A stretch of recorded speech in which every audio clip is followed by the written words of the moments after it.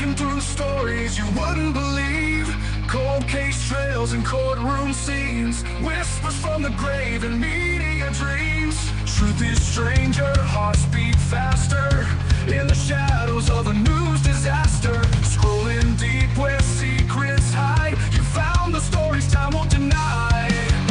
Headstones and headlines, the tales collide. Justice and mystery, side by side. From backwoods clubs to breaking news lines, you shine a light where the silence lies. Oh, headstones and headlines, you dig where the truth won't die. Small town rumors and urban fear, a voice for the lost who can't speak here. Through every name, through every case, you hold the truth in a steady place. Cameras roll but justice lingers, truth unravels through careful fingers. You tell the story, speak their names in a world that's quick to look away. Headstones and headlines, the tales collide. Justice and mystery, side by side. From backwoods crimes to great night trials, you trace the echoes through every mile. Oh, headstones and headlines, you dig where the truth won't die.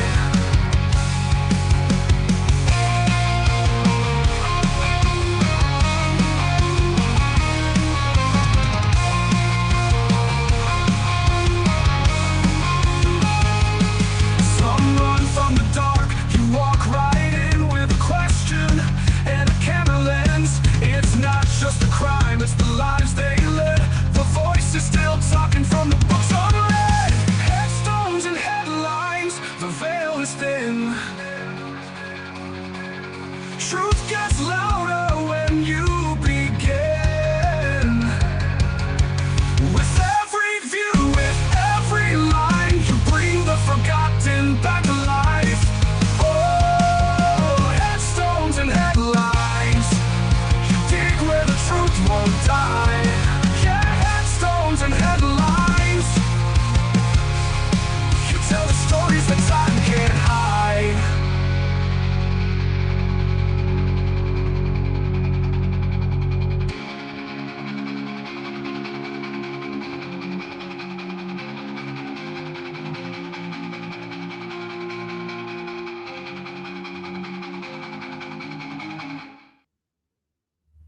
Hey everyone, happy Thursday. Gosh, this week, I wish today was Friday. Unfortunately, it is not. We have one more day. This week has been absolutely exhausting. And I actually, my thumbnail had the cat and it's asleep. And I was going to put exhausted on it instead of Snowmageddon because I don't know what it is with state testing, but I am just spent. I am exhausted. Exhausted. Even more so than when I teach all day. For some reason, sitting in a room while kids take an exam for 3 hours, staring at a wall, is much more tiring than actually, you know, moving around and teaching. So, thanks for being here. I'm going to try to keep this live a little bit more lighthearted and not so heavy. We've talked about a lot of, I've been covering the ice situation. We had the train collision in Spain, which I do have an update that I'm going to share because it's very heartwarming. So we'll start with that, and then we're just going to kind of go wherever. Most of us are going to be impacted by this insane storm coming, this nor'easter, which yesterday where I'm at, we were supposed to get like nothing. Today, we're up to 15 inches of snow. However, that'll probably change. I know some of my coworkers who live a little more north than I am, they're expecting 2 feet of snow. I just wish it would not snow at all. But the good thing about this storm is it's coming in on Sunday and it's not ending until Monday.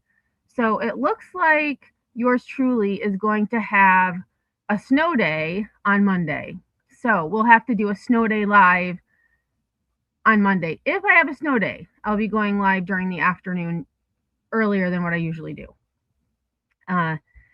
So let me just say hi to everyone. Again, thanks for being here. I do appreciate it. Marie was first. Thanks for being here. Rhonda. Josh, we are expecting up to 3 inches at most of ice. 3 inches of ice? God, I did see that some parts of Tennessee and maybe it was Arkansas. I can't remember. Tennessee and anyways, it was like an inch of ice. And I was like, that's really catastrophic. 3 inches is I don't even know if there's a word for it.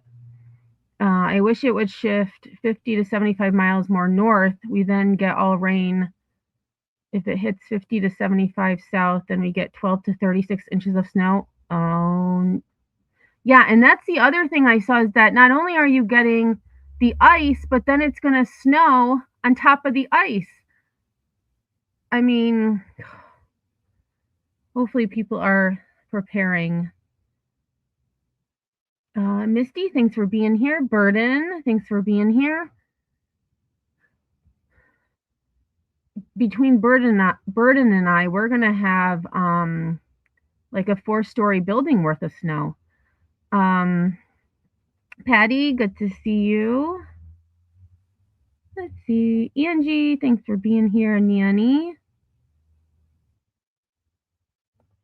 JS says, like, I'm not going to click on a live with a cat on the thumbnail. I know. I was looking for one. Well, the thumbnail that I used for this, the original meme said current mood. So I was like, that's kind of boring. So I had exhausted on there and then I changed it to Snowmageddon because I saw that we're supposed to get like 1.5 feet of snow. Nanny says, my son just had a generator delivered today and I think I'm set as much as possible. That is great news. Hey, Sunnyside, thanks for being here. Steph B, good to see you. Hope the parents are well.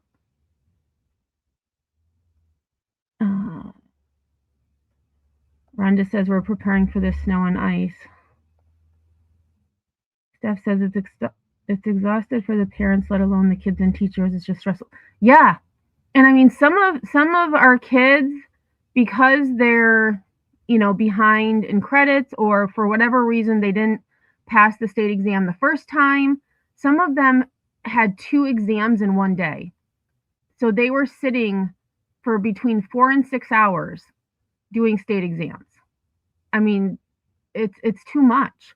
However, New York State did vote to end Regents exams being required for students to graduate, which they should have never done in the first place. So they're going to go back to what we used to have, which was a Regents track and a non-Regents track. So starting in, well, actually, let me rephrase that. The last state exam that students are going to be required to take to graduate are in August 2027. So we have like a year and a half left of state exams, and then kids don't have to worry about taking them to graduate high school because some kids just can't do it. It's, the anxiety, the stress. Some students just aren't good test takers. So it's silly to have them have to take a test just to graduate. Let me get on my phone because I see Sinner. Thank you for gifting 5 memberships. And it looks like Misty, Okie, TLC is me, F.E. James, and Amy Lynn all received a membership. So congratulations. Welcome to the Stoners, and not that kind of stoner. I appreciate it. Thank you again, Sinner. Hey, Pookie, thanks for being here. Anybody else I missed?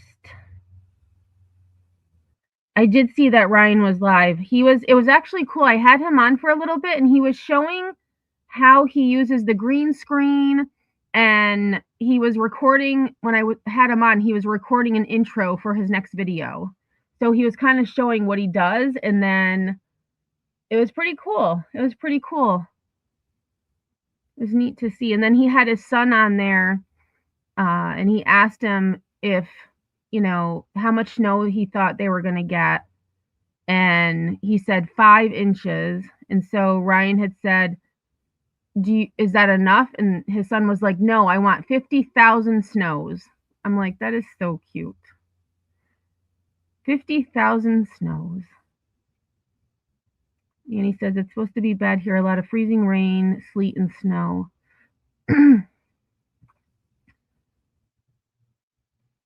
I'm telling you, I was talking to Burden before my live, and I was telling her about my electric shovel.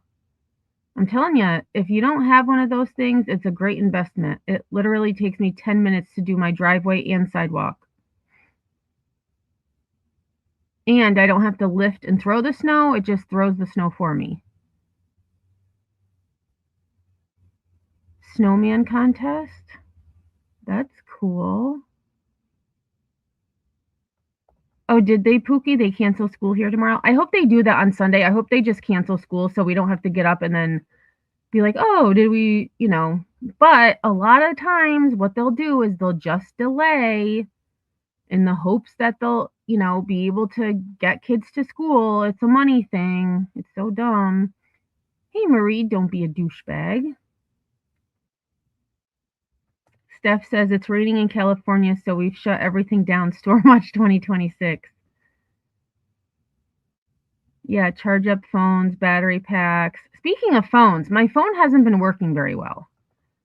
I have no internet unless I'm on Wi-Fi. So I was talking to one of my coworkers, and she's like trying to help me out, and she's like, well, did you use all your data? I'm like, I have unlimited data. She's like, well, it's not really unlimited. So I looked, I'm out of data. I'm like, that has never happened before, ever. I can't. So unless I'm on Wi-Fi, I can only make emergency calls. I cannot play any of my games. I cannot get on the internet. So what I did was I deleted a bunch of apps that I haven't used in a long time. And I'm going to have to just stop watching YouTube on my phone when I'm at work. And of course, after the students are gone. After the students are gone. We listen to music too. I have music on the whole time at school. Not looking forward to the snow, and we're planning on having my sister's retirement party on Sunday. Looks like we may have to cancel. Oh no. My nephew, actually, his birthday is coming up. He's going to be, let's see, he was born in 2025. So he's going to be 11 already. Craziness. 11. I remember when he was born, I took 2 days off from work so I could be down there with my sister. Yeah, Nanny, the power outage, trees falling, you have just, not being able to leave your house. Oh my gosh, Steph B, member for 32 months, almost 3 years. Speaking of, my sister was asking me about how long I've had my channel, and I'm like, it's going to be 3 years next month. And she's like, oh my gosh. So actually, let me go look at the date quick. Let's see. I don't remember. I think it was February 21st, maybe 21st or 22nd. Although I'm probably wrong. It's probably like the 15th or something. Let's see. Oh, not even February 11th. February 11th was when I created this channel. And my first video was about House of Williams. Yeah, so it'll be 3 years in a couple of weeks. All right, let me get back over here. I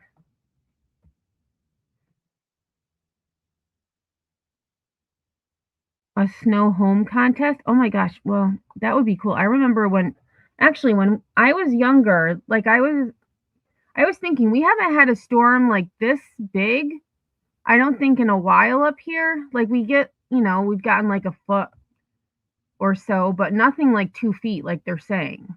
And I remember when I was younger, we would get so much snow that we would make, like, the igloos. We would make, like, big mounds of snow and then, dig a doorway, and we'd sit in there. Now, it's well, 1, it's probably unsafe to do that because it could fall on you, but we don't really get that type of snow anymore. So, yeah, JS, it is a long time to test. Um, I mean, the state, New York State says that students have to sit for 2 hours, but they have 3 total hours to finish the exam. For the algebra regents, I would say 2 hours is a little too much time. I would say maybe 90 minutes would be sufficient. But, some students work slower than others, so, they have the 3 hours just in case. Some kids decide to take a nap in between, doing some questions. They'll put their head down or, they'll just doodle for a little bit. So, all right, let's see. Oh, I'm way behind in chat. Okay, let me scoot. I know, wasn't Ryan's little boy so cute? Oh my gosh, 50,000 snows. 50,000 snows. I'll be getting almost twice the snow. You will. I saw 6 to 12 for you. But then, like, depending on, like, the shift, like, some parts were 12 to 18. But then somebody at work today told me we're supposed to get a foot Sunday and a foot Monday.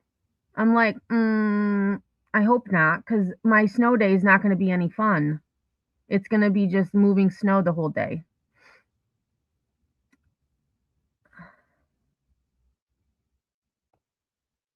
I did get my electric shovel. My dad bought it for me. It was my Christmas gift, but, he he texted me one day and he's like, "On your way home, stop and get your shovel." I was like, "What shovel?" And so he also bought himself one. So he got me one and he got himself one. And I think that's good because to have to, haul out, my parents are getting older, to haul out that snowblower every single time. And I mean, they live, higher elevation, so they get more snow. So then he can just go out and, zoom around with his electric shovel.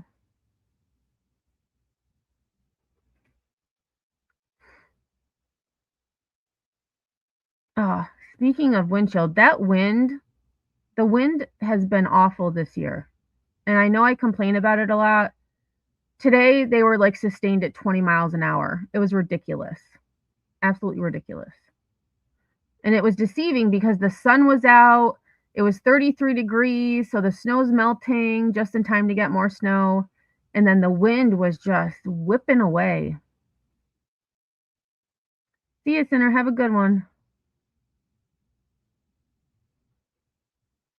Marie says, schools here are canceled for tomorrow due to extreme cold. Walking students, that makes sense. Looking like Monday may be closed as well. My son enjoys long weekends. That is true. That is nice. That is nice. Nanny, congratulations, member for 1 whole year. Gosh, it doesn't seem that long. But so cool. Thank you so much for supporting my channel. I appreciate it. Oh, your granddaughter's 11. That's cute. And it's a good age. Like my nephew, now he's into like, his games with his friends and stuff, but he's stayed, true to who he is. And where my niece is older, she's kind of a little bit more standoffish, like, moody teenager. But yeah, we're going to celebrate his birthday. So hopefully the snow stays away so we can do that.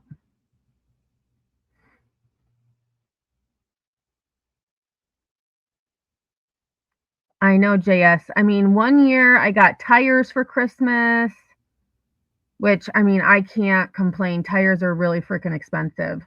Let's see, what I got a garbage can, like one of those big trash cans one year, because it's like, I don't need anything really. So, usually my mom will say, we'll do your tires. Okay, works for me. Yeah. Right, riding in the back of a station wagon without seatbelts, right? I caught up, it looks like. All right, I zoomed right through. So the first thing that I want to share is we had y'all want to adopt me. I don't. Oh no, JS, that's terrible. I'll buy you a gift. I love giving presents. And usually I give people presents that I would want myself. So it's weird because I'm like, it's not for me, but I'm like, man, I would love to get this as a gift. So I'm going to get it for someone else. I'll get you a gift. All right. So we talked about the train collision. And there was a young girl who they interviewed who, was visibly emotional, and she was talking about her dog and how many of those on the trains had pets and they weren't able to find. Oh wait, I can get rid of this banner. I don't need the viewer discretion advised. She was talking about how she had lost her dog. Well, good news.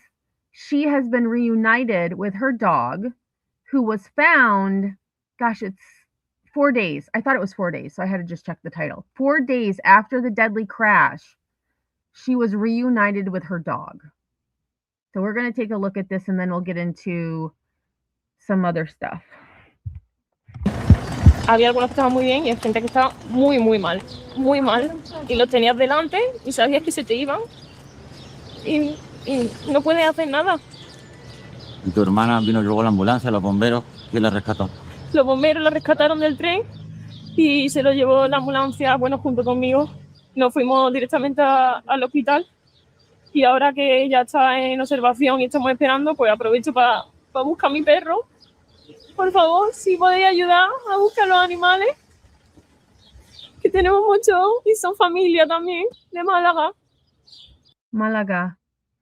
I mean, it makes me think of, we had that update on the dog that was found after, the wildfires out in California, and how, the guy, he couldn't get back to save his dog. And so he went back every day to try to find him. His name was Oreo, I think, right? Oreo. And then his dog just rose from the ashes, so to speak. And just that emotion, and it was such a good story. Or, you see the stories of the tornadoes when people have lost everything, but then their cat or their dog is found under the rubble. And, it gives them just that semblance of hope. It's such a good story. Y trabajamos en Madrid y veníamos pues del fin de semana en familia y con el perrito, que es familia también.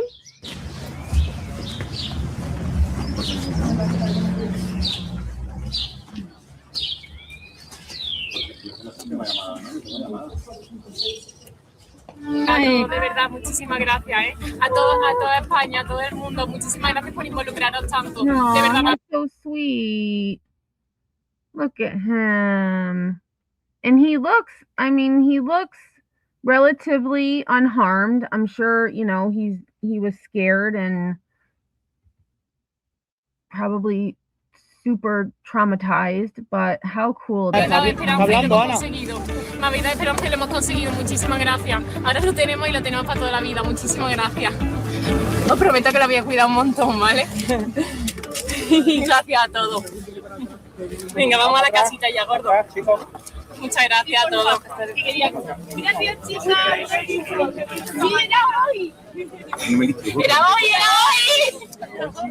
Sí, sí.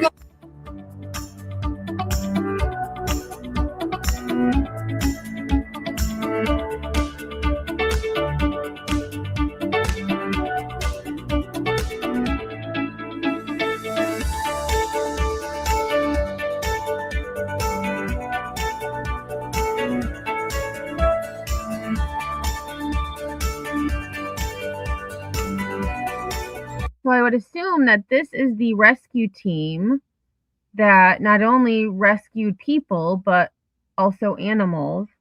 So just wanted to share that with y'all because when I saw that, I'm like, oh my gosh, what a great story that she found her dog.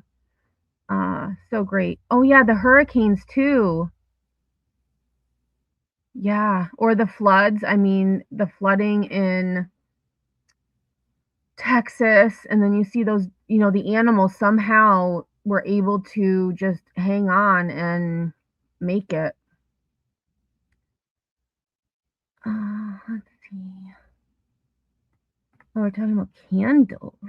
Oh, speaking of, so actually, I did want to show y'all one more thing. I had posted my picture the other day. I went penny shopping on Tuesday, and I found those cereal bowls. That was one thing I did not expect to find because the stores where I'm at are much smaller than a lot of the stores that the people that make these videos go to.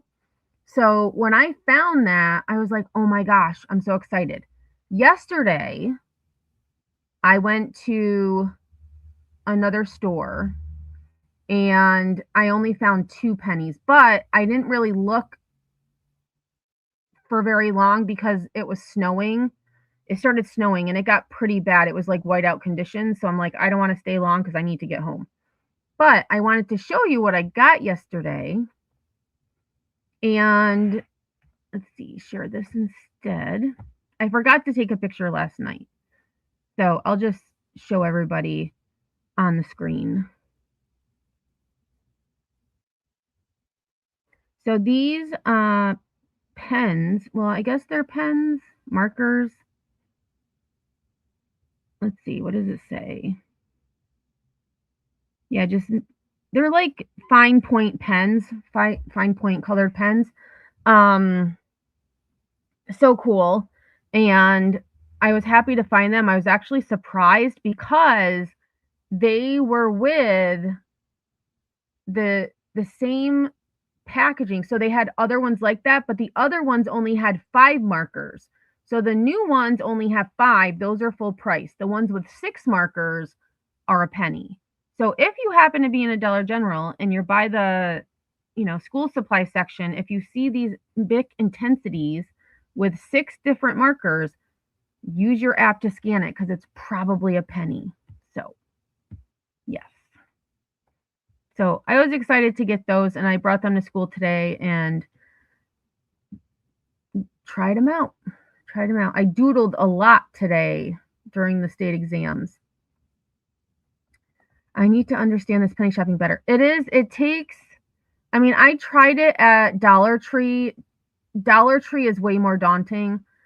And I guess because I don't know the store very well, and they don't have penny sales every week. It's the things that they had marked down to 25 cents, which I don't normally I haven't shopped at Dollar Tree in ages.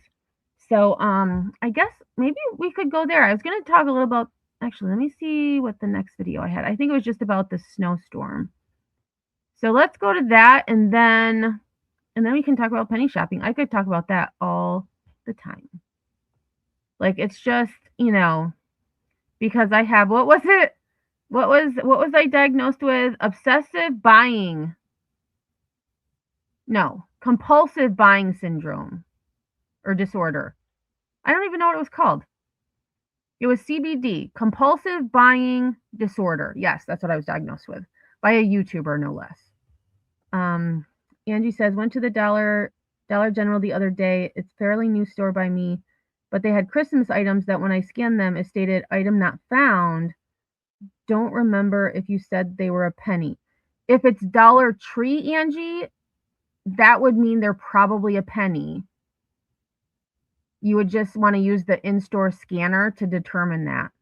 Dollar General, I don't know if I've seen it say that before.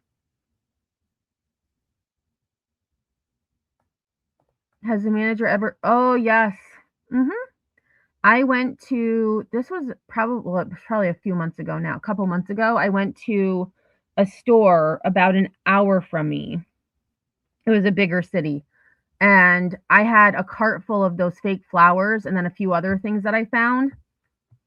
They scanned all of them, and then the girl said to me, don't pay attention to those prices, I have to fix it. And I'm thinking, fix what? Like, that's what it rang up as. She was going through and changing the price of every single item, which is against the law. And I had just talked to the manager. The manager was in front of me in line. I had no idea she was the manager and didn't say anything to me. And so I contacted corporate because I wanted to talk to the district manager. Never heard back from the district manager, but I did find out that management had been replaced at that store. So maybe things were happening behind the scenes without the district manager having to contact me. But I have. And then there was another time. There was only one other time that I was refused, and that was years ago. And the lady told me that it was expired. It was gum or some type of candy that I found. And she told me she couldn't sell it because it was expired, even though it wasn't. And I'm not going to argue. Like, it is what it is. But normally, like, I went to a store this past weekend, and so I found these, or no, not this weekend. When was it? Tuesday. I found these notebooks, and the manager said to me, I've been waiting for you. And I'm like, I kind of looked at him. He's like, yeah, I knew I was supposed to pull the pennies, but I said, you know what? I'm not going to pull them. I'm not going to spend time pulling like 20 items when I could do other things. He goes, so thanks. They're out of my inventory now. So most managers actually are okay with it, but then you have just those few that, you know, are like sticklers. Yeah, I have CBD. Oh my gosh. Oh yeah, and then they did speaking of, they did say that AI is the one who diagnosed me. So the fact that this person is that obsessed to have to go to ChatGPT or whatever program they're using to diagnose a stranger on the internet, get a grip, get a life, get outside and kick rocks, because it'd be better than what you're doing. All right, so let's go, before I get on another tangent, let me go to, so I just had one other video about the storm coming, and then we'll talk about penny shopping.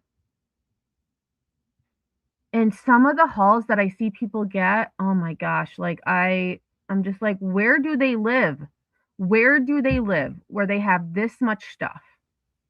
And this penny list this past Tuesday was huge. It was a lot of crafting stuff and a lot of NCI, or like home goods. All right, so let's see. Here's David Muir. Let's see what he has to say. We do begin tonight with what forecasters are now warning will be. And this was from last night. So this forecast has changed a little bit, but A potentially catastrophic, crippling winter storm about to hit multiple states across the south, the east, and right up into the northeast. The massive system expected to stretch 2,000 miles, tens of millions of Americans already. I mean, that is massive. Massive. That's actually, I think that's more than 2,000 miles, because, well, maybe not. Because when I went to Wichita State, I think it was like 2,100 miles, 2,200 miles. So I guess that, that makes sense.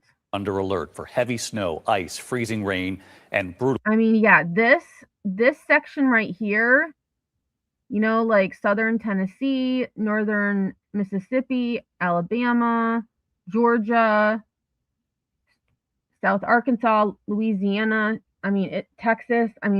It's insanity. So much going on. cold. This will move through Oklahoma, Texas, across the South, right into the Carolinas before reaching right up into the Northeast. There are watches already up tonight. They are talking of more than a foot of snow and ice in some places that rarely see this. It comes amid heavy snow already. Drivers near Buffalo, New York, wind chills and And they shouldn't use Buffalo as an example because Buffalo, that is what they get every single year. Every single year. Excuse me. What are you doing? Okay, Patty's here. Patty says hello. They get it every year. So I feel like Buffalo is not, a good example, but the teens and I guess it gives you an idea of what to expect. From Minneapolis to New York to Maine. And tonight, with this new and massive storm set to hit, major airlines already, including Delta and United, issuing travel waivers for passengers ahead of the storm. There's real concern that with this ice, there could be significant power outages with these brutal temperatures moving in. Lee Goldberg has the forecast. He'll take us through this day by day. And ABC's Stephanie Ramos leading us off with the warnings from authorities already tonight. Tonight, the National Weather Service warning millions to prepare for what could be the most crippling storm in years. That's what it looked like yesterday here. It was pretty bad.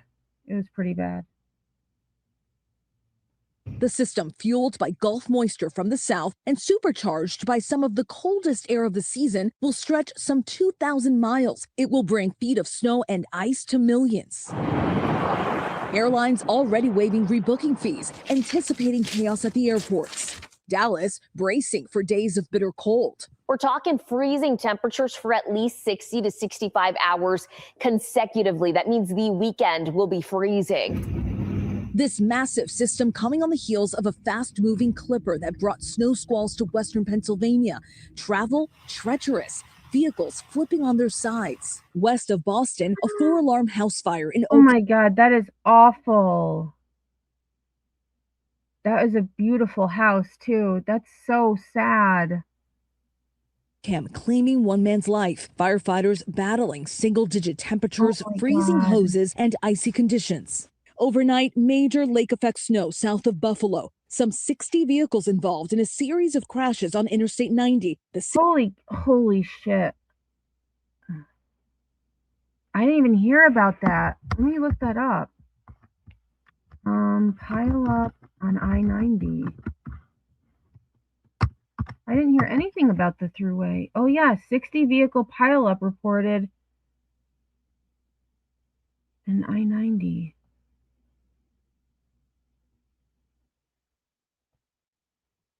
And I know I'm probably not going to say this name right, so let me look it up.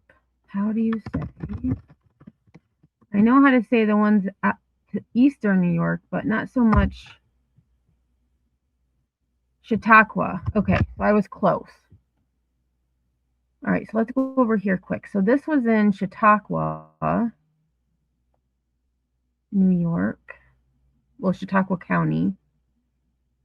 Which, let's see where that is. Chautauqua. I'm guessing it's by Buffalo.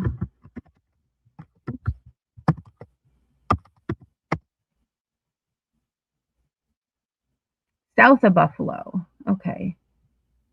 So it's actually close to Erie, Pennsylvania.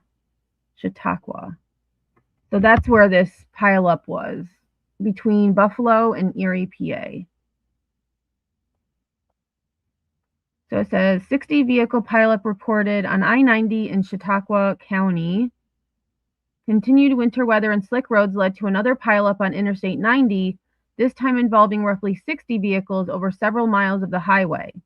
According to the Fredonia Fire Department, the pileup started around 12:49 p.m. Tuesday in the westbound lane and stretched for more than 6 miles. Holy crap. New York State Police said the road was blocked off between exit 59 and exit 60, with more lane closures in the area to deal with other nearby accidents involving multiple jackknife tractor trailers and passenger vehicles. Fredonia Fire Department Chief Joshua Myers told us the large-scale pileup consisted of 2 separate pileups, each consisting of an estimated 20 to 30 vehicles. He said crews were responding to the first pileup when the second broke out down the road behind them. While no deaths were reported, Meyer said several people were treated for their injuries and were taken to Brooks TLC Hospital in the city of Dunkirk for non-life-threatening injuries. I'm glad to hear that because that one car went right into that semi. The right lane of I-90 eastbound is still closed as of 6:22 p.m. Oh, this was a while ago. Okay. I didn't even hear about this, and this was Tuesday. All right, so let's go back over here. All right, let's see what chat is saying. Oh, that was about the person who diagnosed me. Yeah, Patty. She was digging. I have a notebook sitting over there, and she was like digging at it. So I was like, "Hi, what are you doing?" So she came over.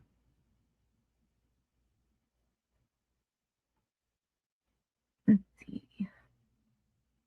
Hey, lunatic. Good to see you.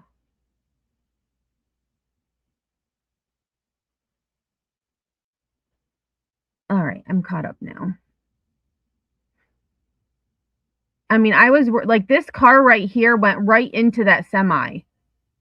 And the fact that no one was killed is amazing. Seen stretching 6 miles. And new dash camera video from that 100-plus vehicle pileup in Zeeland, Michigan. Like, look at that truck. I'm going to just back it up. That truck on the right, I get it, you can't see, but he was going pretty darn quick. Stretching 6 miles. And new dash camera video. Look at him. He's flying. He is flying. And how is this 1, 2, 3, 4, 5 lanes? Is there a 5-lane highway between Buffalo and Erie? I don't think so. Video from that 100-plus vehicle pileup in Zeeland, Michigan, showing there was no escape. The driver moving toward the median, trying to get out of the way, but the chain reaction crashes were all around him. Like, but that's the thing. These people were flying. If the road looks like that, you should not be going the speed limit. To get out of the way, but the chain reaction crashes were all around him. David, the storm is headed all the way here to the northeast. And tonight, the National Weather Service is warning everyone, especially all across the South, to prepare for power outages and to take this very seriously. David. Yeah, they're about to see conditions they are not used to. Stephanie Ramos leading us off. Thank you. Hey, KCG. Snow is bad and college is shut. However, I teach online. So, no snow day for you. No snow day for you. But maybe that's too bad they don't give the the online students a snow day too. I can't see as it is, let alone right. And I mean, it reminds me of that really bad pileup in Texas. Was it last year or maybe it was the year before, where that FedEx truck just was flying? And I mean, that was horrific. That was horrific.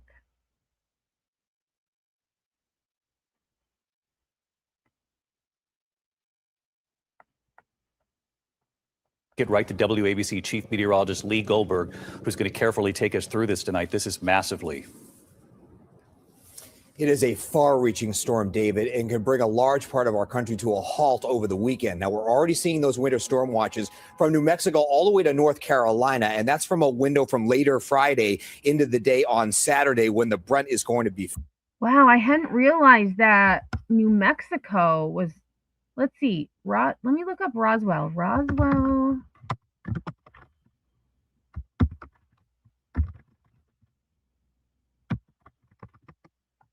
Look up there, folks. Okay, so it's 58 degrees there now. Winter storm warning. Okay, so in Roswell, New Mexico, winter storm warning in effect from 11 a.m. Friday to 5 a.m. Sunday. Heavy mixed precipitation expected, snow accumulations between 2 and 4 inches, and ice accumulation around 1/10 of an inch.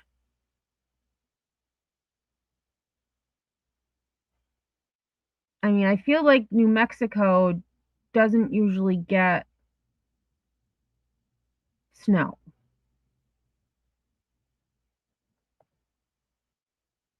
Oh, and I just found an article from the BBC that we'll get to in a minute.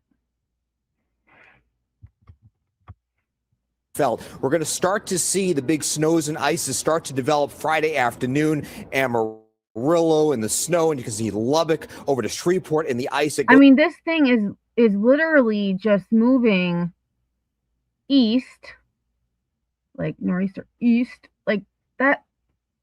That is wild. That is wild. Goes from the Mid-South into the Mid-Atlantic as we go into Saturday. Now look at this area of icing. It's extensive. And you see this area of purple with a half inch. Wow. So minor power outages, less than a quarter inch is still a lot of freaking ice. We got about 1/8 of an inch a couple of weeks ago, and that was bad. A quarter of an inch.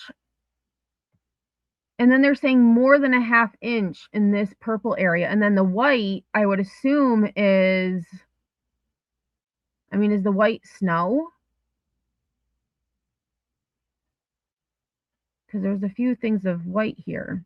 Of ice secretion. You could talk about widespread power outages and major damage, and the problem is it's amplified by the deep freeze, so it'll be a very slow and difficult recovery. Then this storm moves to the East Coast and redevelops, and we're analyzing it on multiple computer models. Figure our American model has a big swath of snow, the heavy snow in the I-95 corridor, while the European model says, no, we're going to mix a little bit along the coast. And okay, I hope that it's not the European model. I hope it is the American model, because if we look at the American model, it's going to pretty much stay on the coast, whereas the European model is showing... The model says, no, we're going to mix a little bit along the coast and maybe some lower totals. But either way, you're talking about significant totals, a high probability of 6 inches or more from the southern plains all the way into the I-95. I mean, that's nuts. That is nuts. Quarter. We'll keep through it every step of the way. We'll tell you what the forecast is doing. David? It really... Ugh, that is nuts.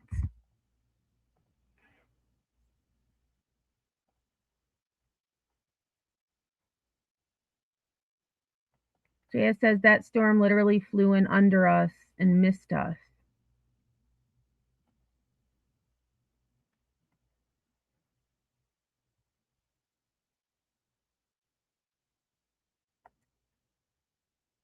Let's see.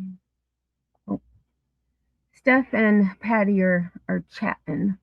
All right, so this is from the BBC. It says parts of the U.S. may see up to 12 inches of snow with life-threatening cold air. All right, let's see what their video shows. We're probably going to have to watch that.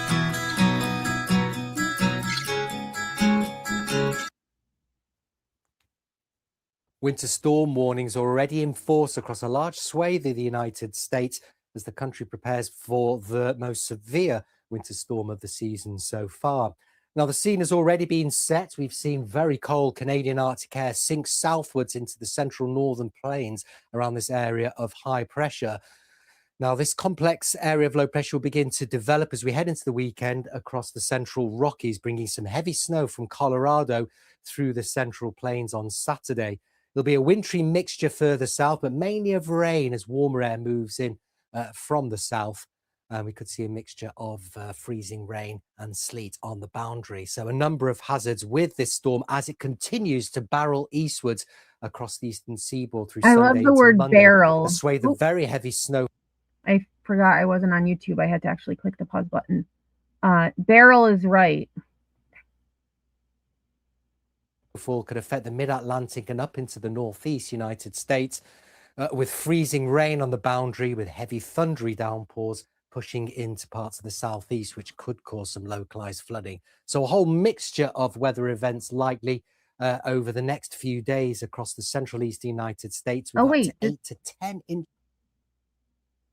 So Sunday, well, here's the good thing about these temperatures. Let me just go back to where it had. So New York, 20 degrees, 26 degrees. The fact that it is going to be that cold in New York means the snow isn't going to be heavy. It's going to be like the fluffy snow. So that is a bonus. That is a bonus if it's going to be that cold. Over the next few days across the central eastern United you're States, fine, with up JS. to 8 to 10 inches of snow possible across Washington, D.C. and into the New York area. Yeah, I saw New York was actually New York City. The map I was looking at was supposed to get more snow than upstate. All right, let's see if there's anything different in the article. So it says a powerful blast of cold air from the Arctic is expected to sweep through much of the United States over the coming days, with some areas expected to see more than 12 inches of snow before the weekend is over. The National Weather Service expects life-threatening cold air to slowly track from the high plains and Rockies in an eastward direction from Friday, bringing snow and ice to around 160 million people across 30 states. Meteorologists say temperatures could plunge well below freezing in some areas. Separately, snow showers are already affecting an area of the U.S. downwind of the Great Lakes, which span the U.S.-Canada border. U.S. transportation officials, including airport authorities in several major cities, are warning travelers to brace for significant delays as the severe weather system moves across the U.S. over the weekend. That weather system is expected to take shape in Texas and New Mexico before moving eastward, blanketing cities including Memphis, Nashville, Washington, D.C., Baltimore, Philly, and New York with snow. The National Weather Service says the coldest wind chills may fall below 50 below zero across the northern plains, with a much wider area of the southeastern U.S. also experiencing sub-zero chills. These wind chills will pose life-threatening risk of hypothermia and frostbite to exposed skin. And that just makes me think of all of the unhoused people who are going to be out in this. Hopefully there are enough shelters that they can go to at least to get out of the weather until the storm stops. Yeah, fluffy snow is good. Yes, it is very good, because you could even just use your leaf blower. If you have a leaf blower, you could just use your leaf blower to blow the snow out of the way. So fluffy snow, good. Heavy snow, bad. So the warmer it is, the more moisture there is, the heavier the snow, and that is bad. That is bad. We have snow on the mountain, so I'm sure they're skiing up there. Yeah, this would be nice ski weather. Yeah, 50 below, which I would assume would be, what did it say? Northern Plains. Oh, what the heck did I just do? Whoops. Let's see. While it remains too early to predict exact snowfall totals in urban areas, some places are expected to see over 12 inches, weather experts have said. According to the National Weather Service probabilistic precipitation portal, try to say that 5 times, the regions that could see more than a foot of snow stretch from Colorado to West Virginia to upstate New York. In a few other states, including Kansas, Oklahoma, Arkansas, Missouri, Kentucky, and Indiana, snow totals could reach depths of 12 inches. States further south may experience freezing rain, which could coat trees with ice and weigh them down, possibly leading to power outages. Some localized flooding could also occur as thunderstorms dump moisture into lowland areas. Some airlines have offered passengers the option to change their flights, in some cases without incurring extra fees due to concerns about cancellations. That was actually very nice of them to do. Canada is experiencing freezing temperatures of its own, and eastern and Atlantic regions could experience snowfall. But Coulson said it was too soon to say how big the impact could be. Governors in several U.S. states, including Arkansas, Georgia, Texas, North Carolina, South Carolina, have declared states of emergency, allowing emergency officials, including National Guard troops, to begin mobilizing response efforts. Based on current forecasts, the state of Texas is acting to ensure Texans have the resources they need before severe winter weather impacts communities across Texas. The warnings come amid memories of the bitterly cold winter storm that struck Texas in 2021, causing the energy grid to fail and leaving millions of residents without power for several days. That's scary. Officials caution the cold temperatures could again cause pipes to freeze and then burst. Always leave your hot water running just a little bit.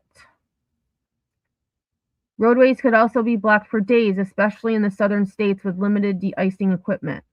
Cold temperatures are expected to persist into next week. So let's see. Let me see if I can find like a temperature map. Let's see. I could go to Weather Channel, I guess. Let's see. Weather, U.S.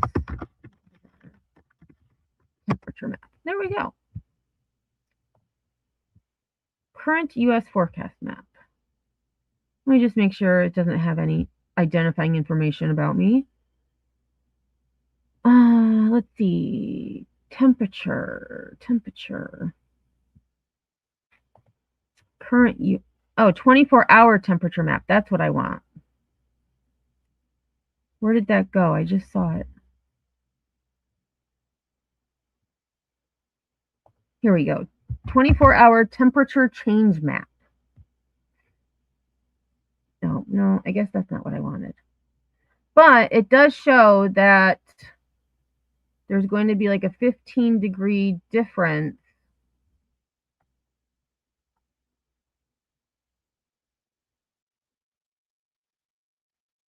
Oh, here we go. 10-day U.S. forecast maps.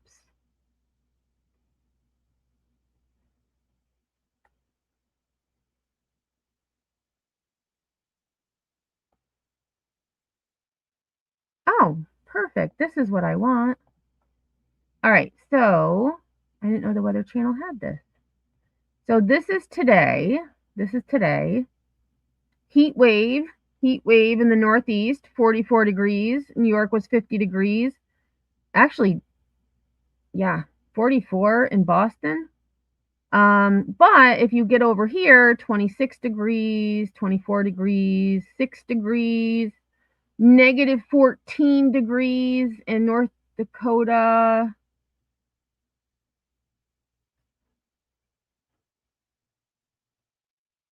Or maybe that's South Dakota.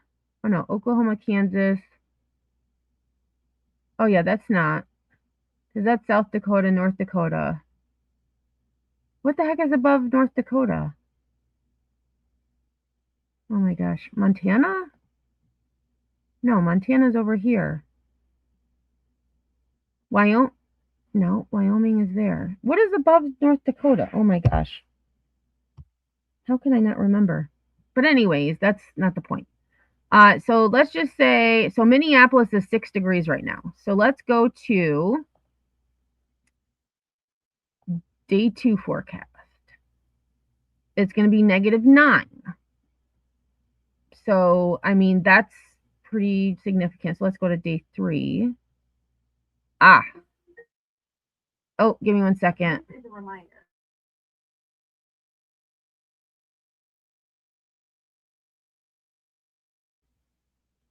Okay. So definitely chilly. 19 degrees in Memphis. And this is the 24th. So this is Saturday. So then if we go to day 4, which is Sunday. Oh, so they're actually warmer on Sunday. So Saturday is going to be, it looks like Saturday is going to be the cold. Oh, wait, let's look at night 3. Wow, 17 degrees in Memphis, 29 degrees in Atlanta, 30 degrees in Houston, 24 degrees in San Antonio, 9 degrees in Lubbock. Wow. Let's do night 2. Okay, so night 2. So it looks like Saturday is going to be the coldest day. So then if we go to night 4, well, night 4 is pretty cold too. Night 4 is pretty cold too. So, I mean, it's going to be regular temps, it looks like, in New York. All right. So, there we have it. Hopefully, all of you stay safe, and hopefully, it's not as bad as they say. Hopefully, it's being over-exaggerated, and it's going to be less than they say. Burden says, my area has opened additional warming areas for anyone unhoused or with power outages to be able to go for the overnight hours. I pray other areas are doing the same. And that's one thing I guess I don't think about is, you know, where would I go? Like normally if something happens, I go to my parents' house. But what if we both have something, like we both don't have power? Then what? Where do I go? I don't know. That's something I haven't thought about. So I should probably, I would assume if that happened, they would probably open up the school or, yeah, probably the school.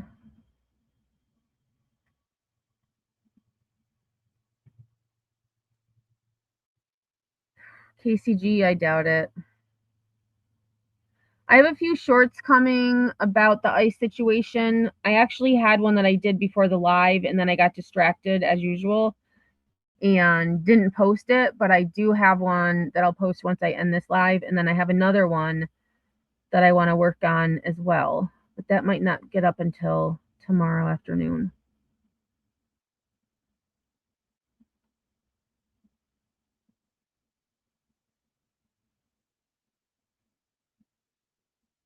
Let's see. It looks like Friday is the, well, Friday is the big day for the Midwest. Saturday is when it turns to snow for the like South, Midwest, and then I know New York is going to go from Sunday to Monday.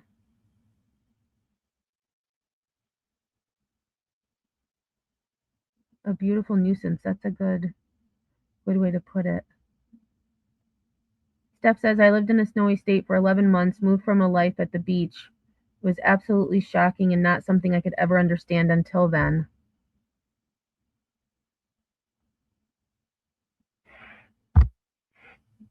Yeah, I mean, experiencing snow, you know, we watched that one video of that woman from Jamaica experiencing snow for the first time.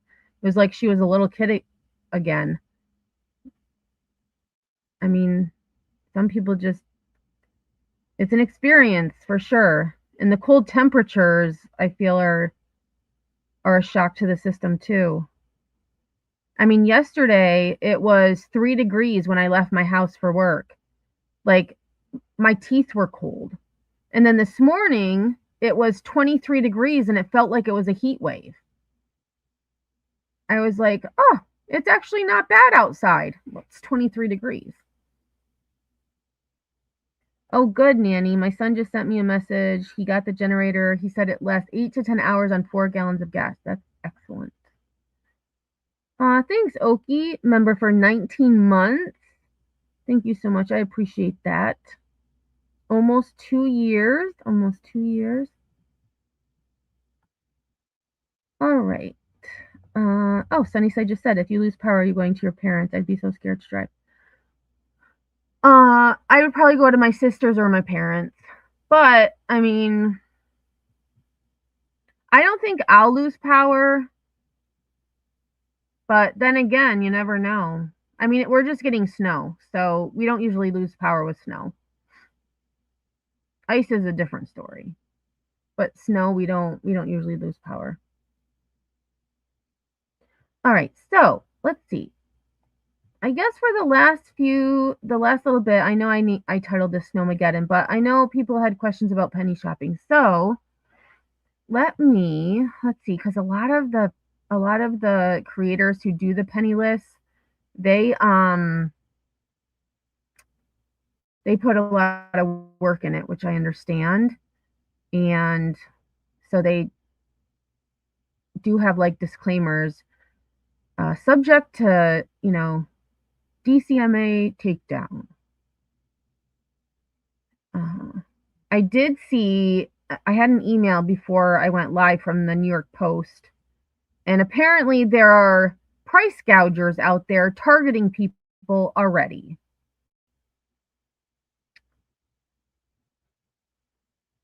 Oh, actually, let's read this. I just looked at it quick. So Amazon of all places is one of those price gougers. Why is this not working? What is happening? There we go. StreamYard is like froze for a second. I didn't know what was going on. All right. Do I have internet? All right. Do I have internet? Can y'all hear me? Something's going on with my computer. It appears that I don't have internet, but it shows I have internet on StreamYard. So I don't know what's happening. Let me just get rid of all these windows that aren't working. Okay, so desperate shoppers are getting walloped by a blizzard of apparent price gouging as massive winter storm Fern barrels toward New York City and the Northeast. Retail customers across the U.S. are seeing a particular surge by vendors at online retailer Amazon, where the Post used the site's own AI-powered shopping assistant, Rufus, to expose price hikes that are sharper than the tip of a 10-foot icicle. That's quite the analogy. One prime example, if you bought Amazon Essentials women's lace-up puffer snow boots on Tuesday to trudge through the expected 6 or more inches of snow, you lucked out paying just $22.85. But the price quickly jumped to $37.10 on Wednesday, a $14.25 increase, and made another leap to $43.70 on Thursday. That $20.85 total spike is an astonishing 91% increase since just Tuesday. Let's click on it. Oh, wait, hold on. I don't want to do that. Hold on a second. Oh my gosh. I just want to make sure Amazon doesn't show my personal account. Well, it does, but oh, those are actually nice boots. Those are nice boots. So they are still at $43.70. Oh, look, price history. Let's see what their price history says. Oh, yeah, look at that. Oh, look at that, Rufus. I didn't realize it did. Look at that. So they started at $44 back in December. They had a sharp drop to I'd say like $30 maybe. Then they went down to like 22, and then look at that increase just in 2 days. $22.85 to $43.70. So it dropped on the 18th to a 50% discount, and then they increased it back up. Huh. Those are nice boots, though. I like the pink ones. Oh, they're cool.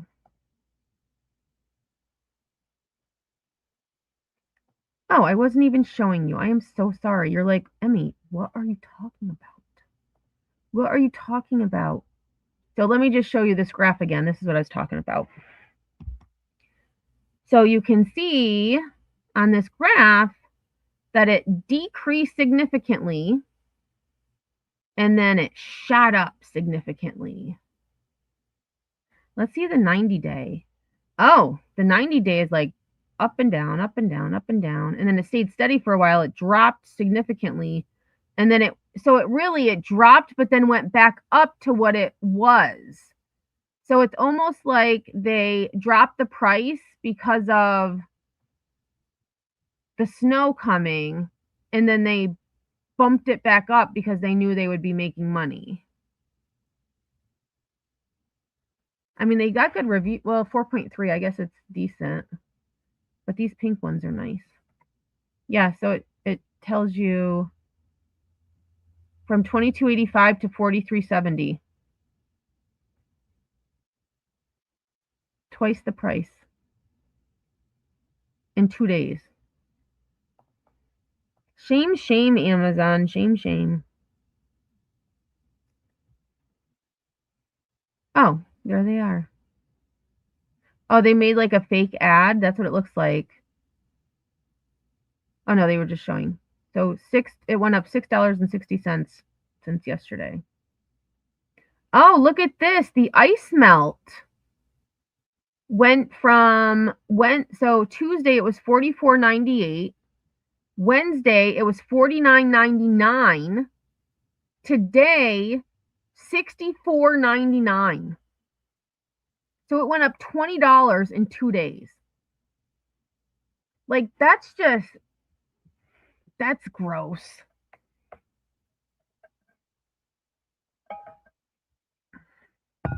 Bunch of scammers. I wonder if they have the link to the ice melt.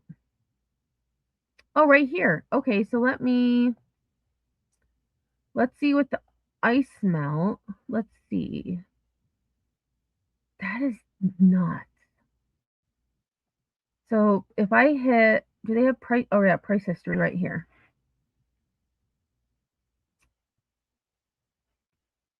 All right, so over the past 30 days, the price has ranged from $40.98 to $64.99, which is at the 30-day high. The lowest price was $40.98. Look at that. Yeah.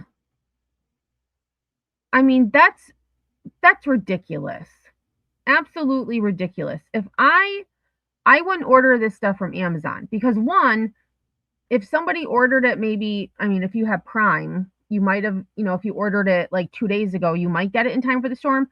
I would go to like your local Ace Hardware, or I don't know if y'all have Runnings, Walmart, Home Depot. But that's ridiculous to have to. Oh, here's more. There's more.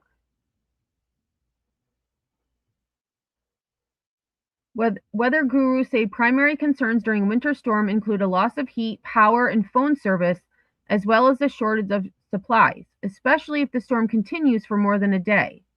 When it comes to potential power outages, experts advise being prepared with flashlights and lanterns, as well as spare batteries.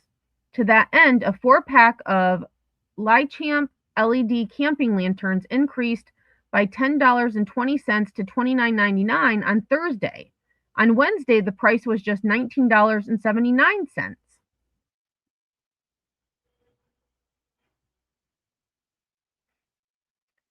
A 3-pack of rechargeable flashlights jumped from $35.98 on Sunday to $44.98 on Thursday, a $9 total increase, with $5 of that tacked on since Wednesday. It appears most battery variety packs have remained stable in price as of now, but since Wednesday night, the best-selling Drio space heater saw an increase in price of over $6, going from $32.89 to $38.99. The price of a 260-piece OSHA-compliant first aid kit also fluctuated, with its listing increasing to $20.95 by Thursday after starting at $17.91 on Wednesday.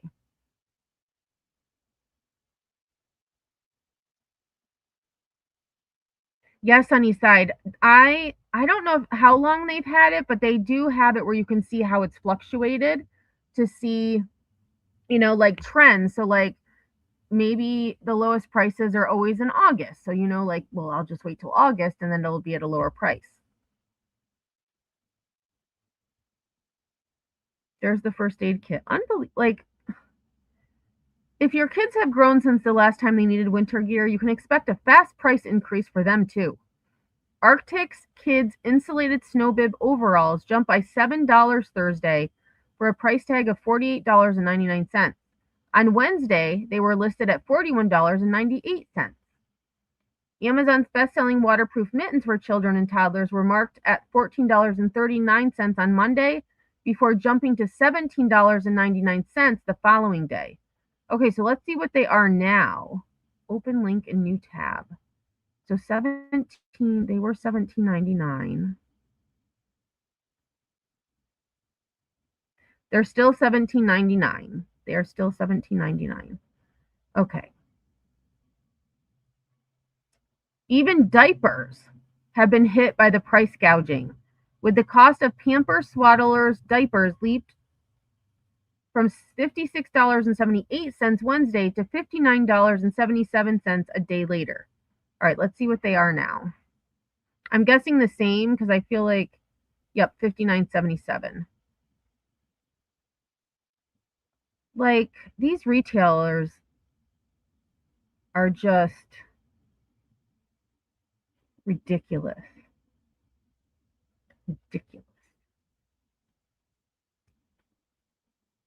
Another pair of women's snow boots spent 4 days at $41.39 before jumping to $45.99 on Thursday.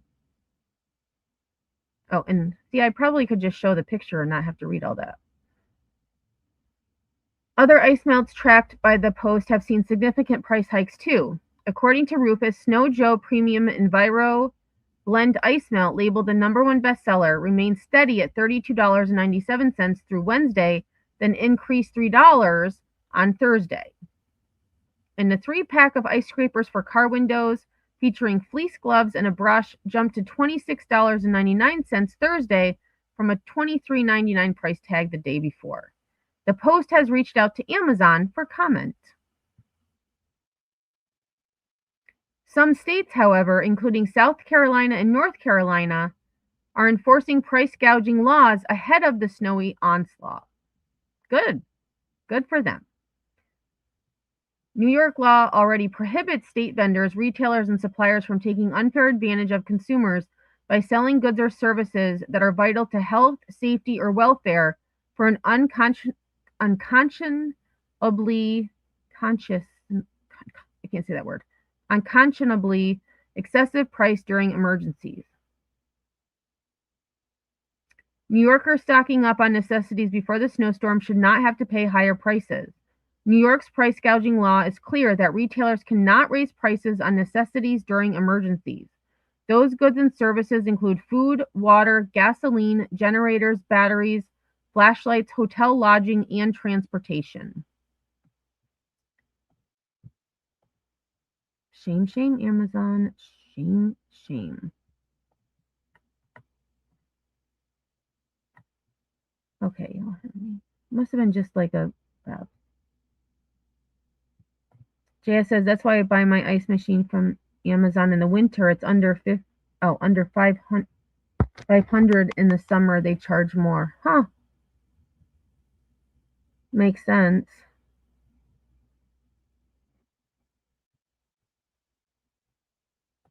Patty says our gas is getting cheaper because we just stole. Oh, yeah, I'm not going to go there today.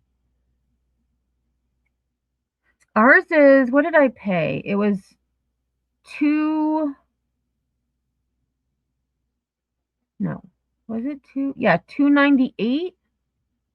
I think it was $298 or $293, which is the lowest we've had it in a while.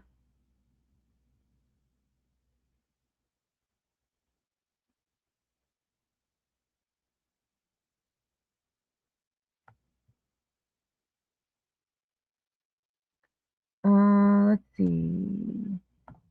Yanni says, just set on local weather, almost 1 inch of ice and about 6 inches of snow. Oh my God, an inch of ice?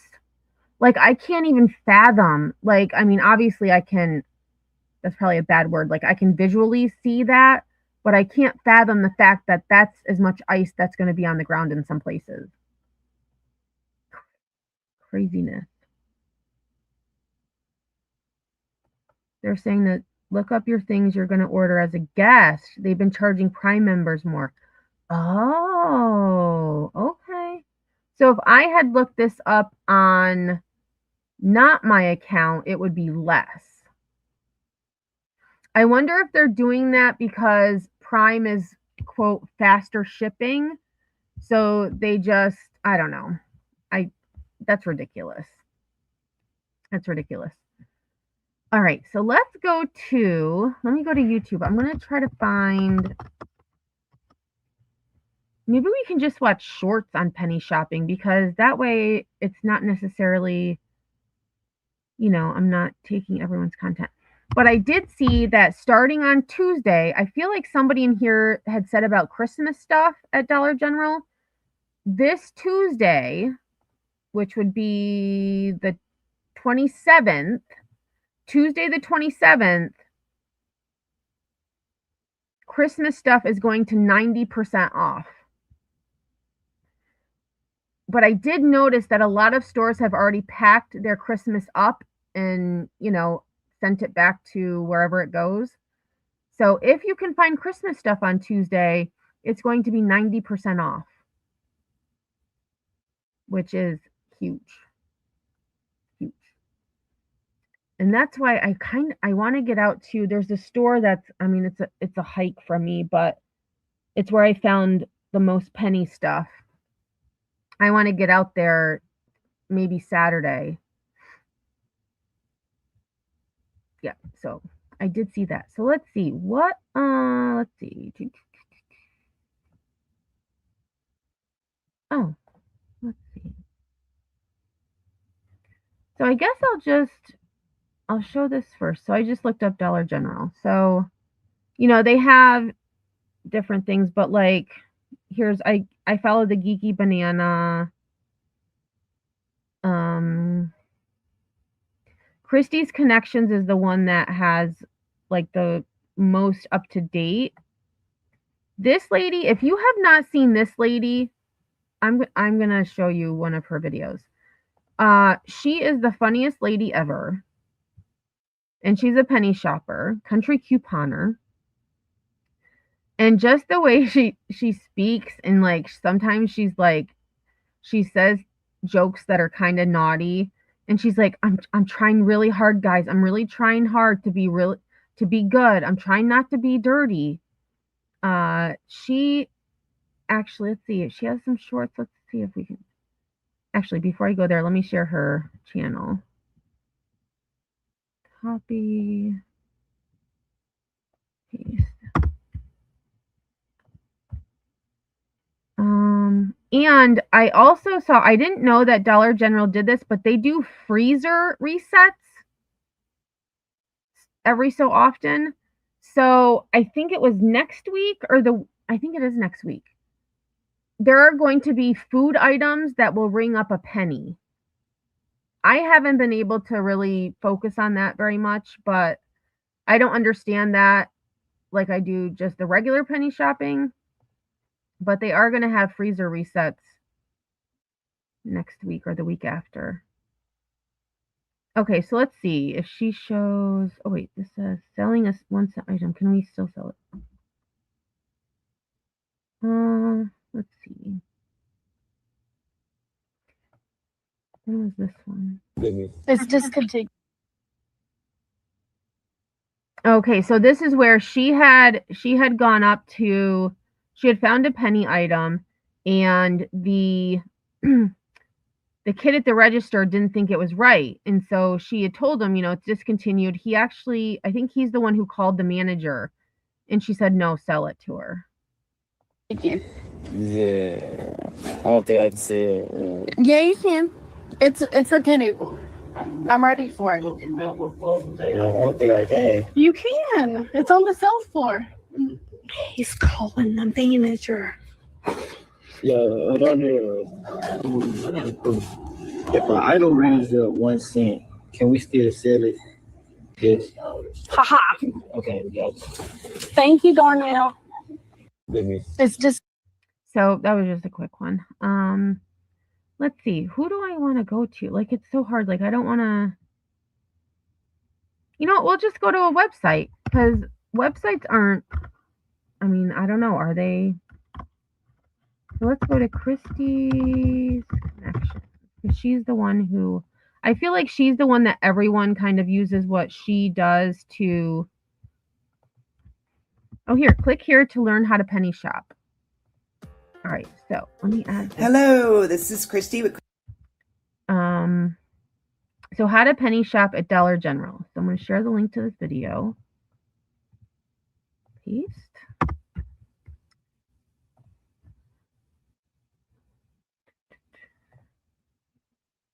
Christie's Connections, and welcome to the ultimate guide to penny shopping at Dollar General. In this video, we will go over what Dollar General penny shopping is, how to do it, how to become great at it, what to do if things don't ring properly, and lots more. So watch this till the very end so that you can start your penny shopping journey. If you are new here, welcome. My name is Christy with Christy's Connections, and this is Copper. He is the best co-host on YouTube. Hey friends, you want to learn how Okay, we're gonna skip that part. So what is penny shopping? We can purchase them at just 1 penny. Oh, I shouldn't have gone that far. Hold on a minute. Is penny shopping. Penny shopping happens at Dollar General when items clearance out or become discontinued. These items are intended to be pulled from the sales floor, and when they are not, they drop to 1 penny in price. And if we can find them, we can purchase them at just 1 penny. I like to think of this almost like an adult penny treasure hunt. It is kind of like a treasure hunt because you may not find any. Or I had seen a video yesterday I watched. This woman had an entire cart full. Actually, I'm going to find that video because I'm just going to show a screenshot or like a still photo of her video. Steph says, so penny shopping is confrontational.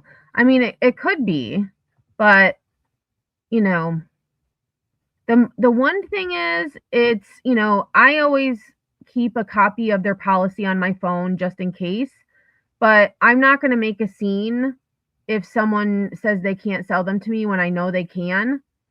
I'm not going to argue.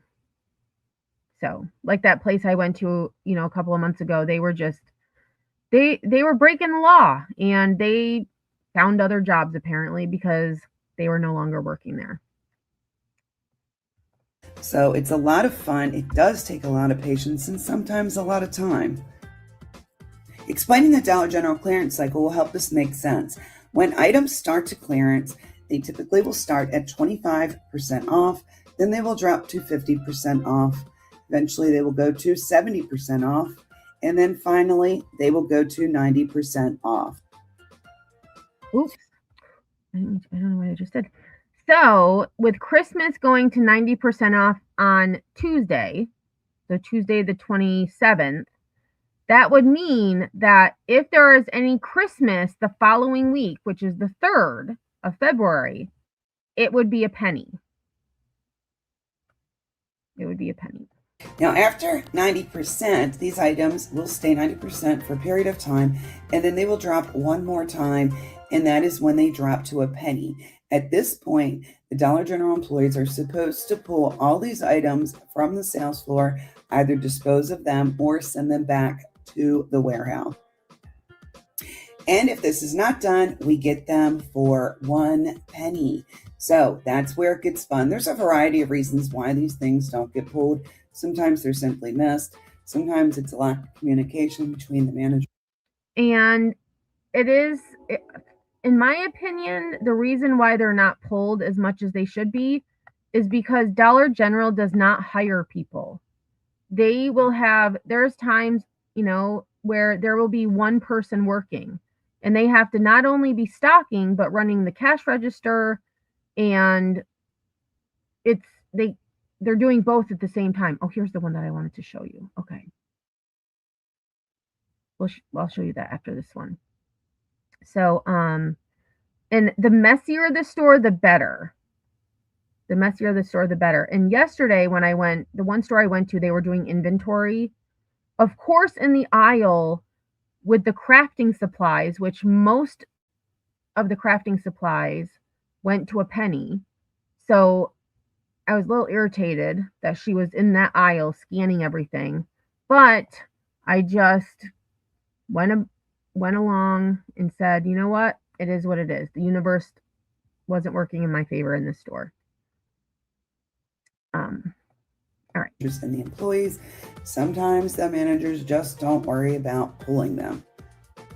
Yeah, and some managers are like, we love penny shoppers. We love penny shoppers.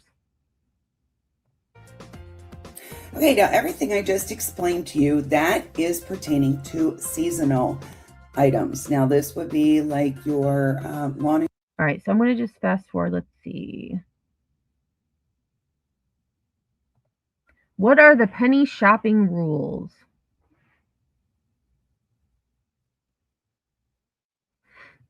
Shopping rules. Yes, there are rules. Now, over on Christie's Connections, our main rules over here are always to be kind to the store. And what that means is if you're looking for penny items or any items, please do not trash the store. You do look And most Dollar Generals are pretty messy. They do have, every so often around here, the district manager will come in and reorganize and straighten it up. I try to leave it better than when I arrived. So if I'm, maybe I'm looking at, I don't know, dish towels and they're like kind of all over the place, I will fix them. I will put them back on the hook because people just look at it and then throw it down. It's like, why not just put it back where you found it? All over for these items, so people tend to be a little messy. Please don't be one of those people. Do not give penny shoppers a bad name, please. I get asked often if I think that penny shopping will ever end, and I honestly believe the only reason it would end is for this reason right here: people trashing the stores or being rude to the employees, which brings me to my next rule. Please be kind. All right, I'm just going to speed her up a little bit. Kind and be respectful to the employees. Please remember they're just there doing their job, earning a paycheck to pay their bills. So please do not be mean to them if things don't ring properly. And of course, be kind to each other. Be kind to your fellow penny shoppers. Penny shopping can be extremely competitive, but please be kind to each other. Do not hide penny items. That is a definite rule over here. It is. And some people do hide them. Some people will hide things that they know are going to penny. And that's cheating. What's the word? Yeah. It's cheating. It's not ethical and it's just rude. Thank you. Unethical. I couldn't think of the word. Okay, do not ask the employees or call the store about penny items. Again, these are items that are supposed to be pulled. They're not intended to be found. Yes, that is like one of the number one rules. Don't go into a store and say, hey, where are the penny items? Because there shouldn't be any penny items. So it's kind of like I know, well, even I went to Dollar Tree and I got a couple of pennies, last week or the week before. And the girl at the register was like, well, how do they know they're pennies? And the manager was like, they know somehow. She's like, they know as soon as they come in what are pennies. I was like, yep, you're right. I do. I know exactly what I'm looking for. And when I see it, it goes right into my cart. So by asking about them, it just draws their attention to them and reduces your chance of finding them. All right, and last, the register is always right. We will go over later in this video what to do if things do not ring properly. This is not a rule, but something very important to understand the concept. Okay, and this just means your miles may vary. So what is a penny in one store might not necessarily be a penny in your store. It all depends on region. So she kind of goes through that. Where do I get the penny list? Okay, so we're going to kind of...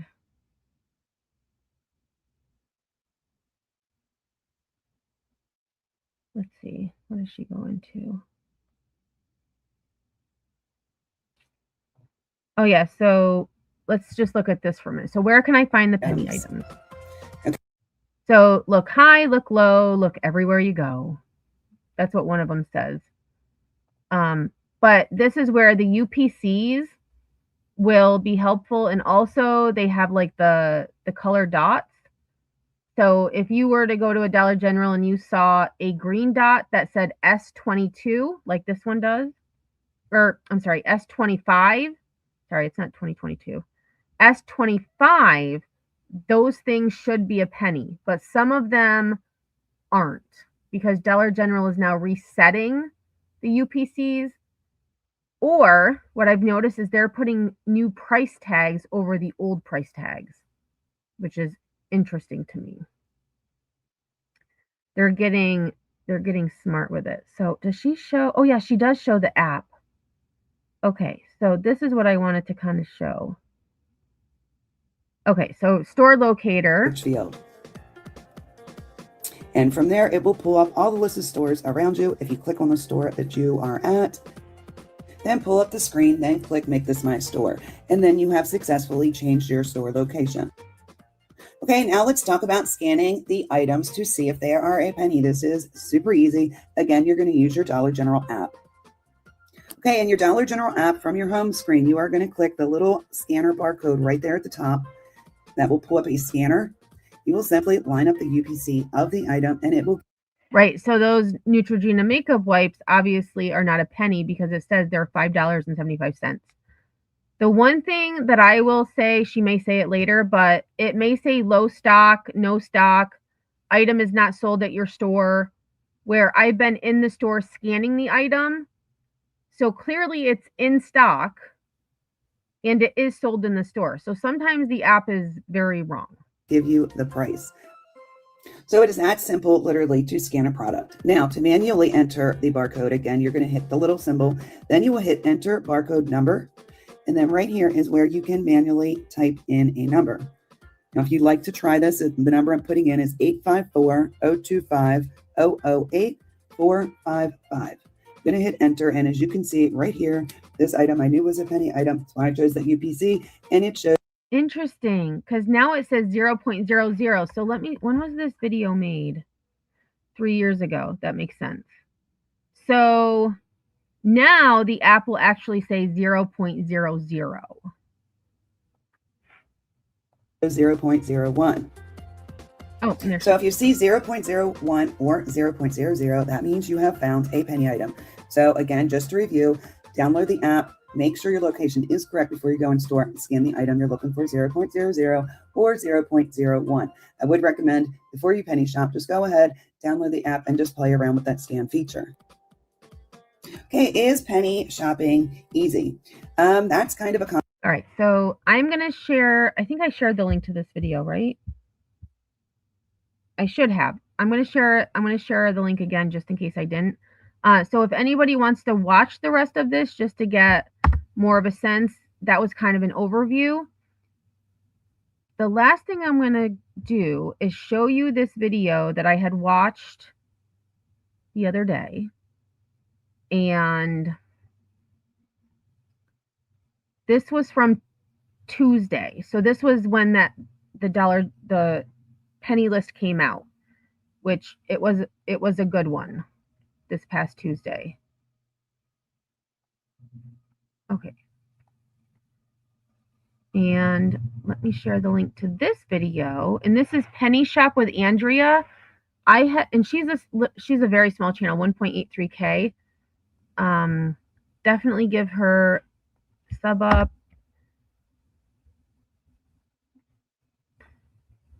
All right, so we're just gonna watch some of this. Let's see. I'm just gonna wait until she gets into the store. Oh, and this one, so this one, the manager actually let her take the penny items that she had already pulled off the shelf, which I thought was very nice of the manager. JS says, penny shopping sounds fun, but probably not so much for the dog. Well, I mean, they could, ride around with you in the car. I am getting ready to go into this Dollar General right here. I know yesterday they had a big cart of items already pulled, but we already know that they're surprise pennies. So one more minute and we'll go get them. And that's the thing. Some people go to the store and wait until they open the doors. I mean, I'm not that obsessive over it. I'll go when I can, and if I find them, great. If I don't, hopefully someone else got them. All right, she's opening up. Let's go. Good morning. There were some surprises, just like I thought. Yeah. Oh, yeah. I was trying to be helpful. There would be some. Oh, look, it's still here. Oh my gosh, let's take it. So all of those plates, bowls, those are pennies this week. So if you just happen to go to Dollar General and you see a plate with cherries on it or a coffee mug with cherries on it, scan it because it's probably a penny. All right, I got it. Let's go get some more. Oh my gosh, so heavy.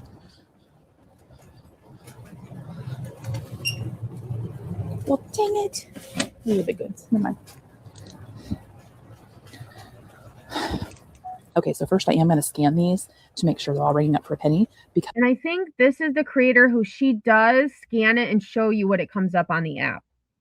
Yeah, And these were surprise pennies.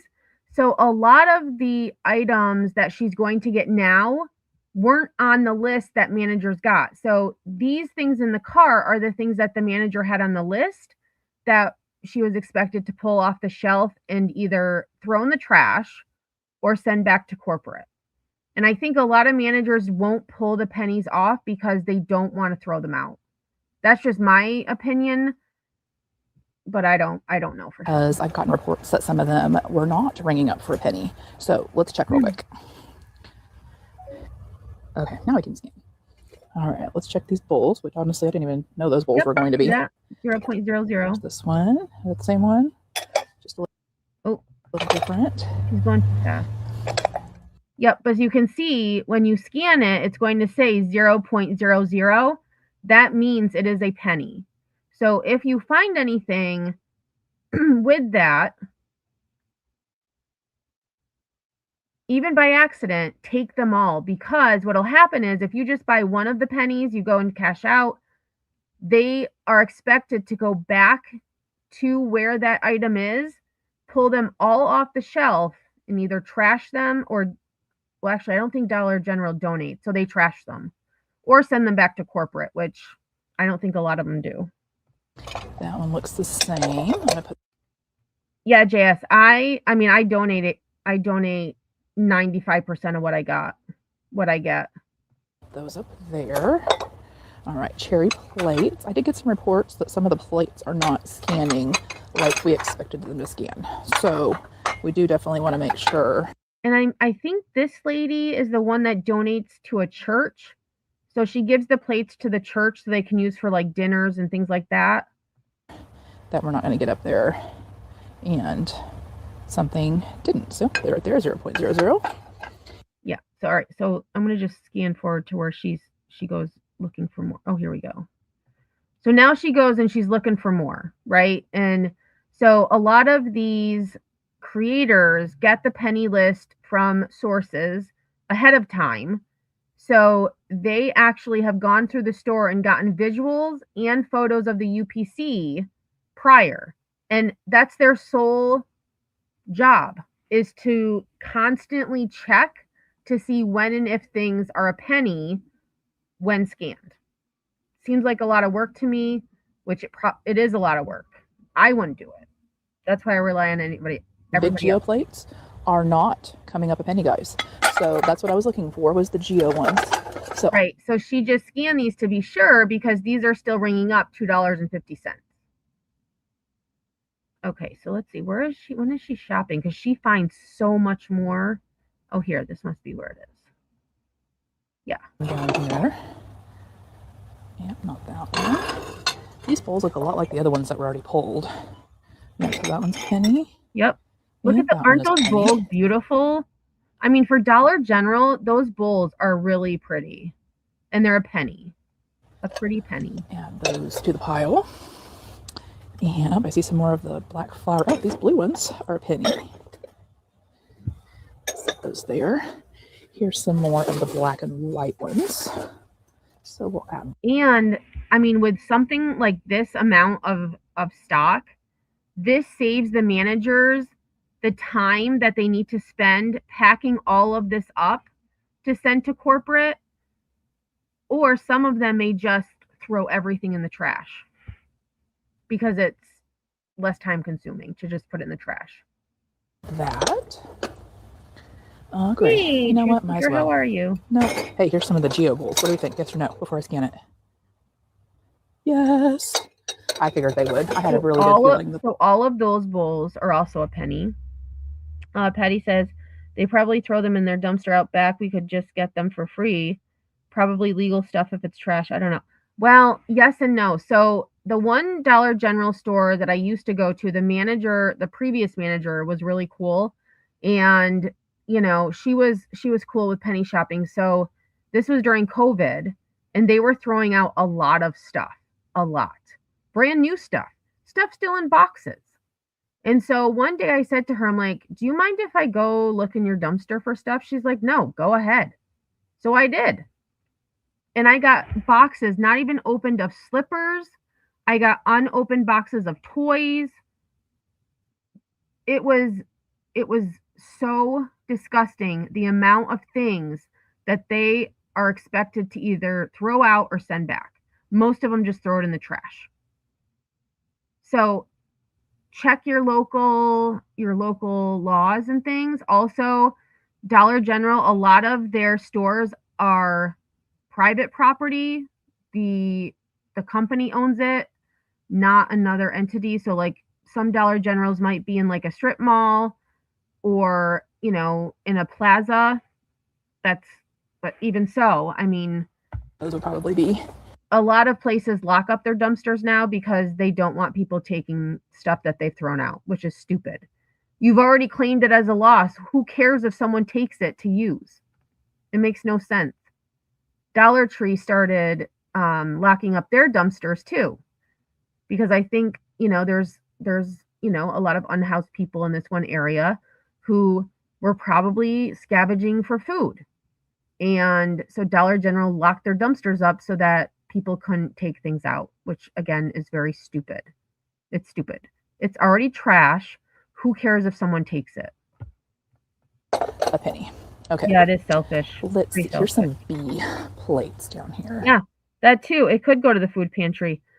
During COVID, a lot of people weren't going to stores, but, you know, Dollar Tree specifically, I remember Dollar Tree was still getting in their shipments of things that, you know, to sell.